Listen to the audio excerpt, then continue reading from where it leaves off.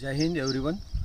Ambition Career Point Chhatrapati संभाजीनगरवरून आज आपण ओळख संविधानाची यामध्ये आर्टिकल्स नंबर 3 करिता आपण 2 मिनिटाचा वेळ तुमचा घेतो आहे. तर आर्टिकल नंबर 3 इंटरनल जे आपले स्टेट आहे भारतामधले 28 राज्य आणि 8 केंद्रशासित प्रदेश याचं नाव बदलणे, याच्या राज्यांच्या सीमा चेंज करणे आणि नवीन राज्य निर्माण करणे हा यामध्ये भारताच्या कॉन्स्टिट्यूशननी पार्लमेंट्सला हा अधिकार दिलेला आहे.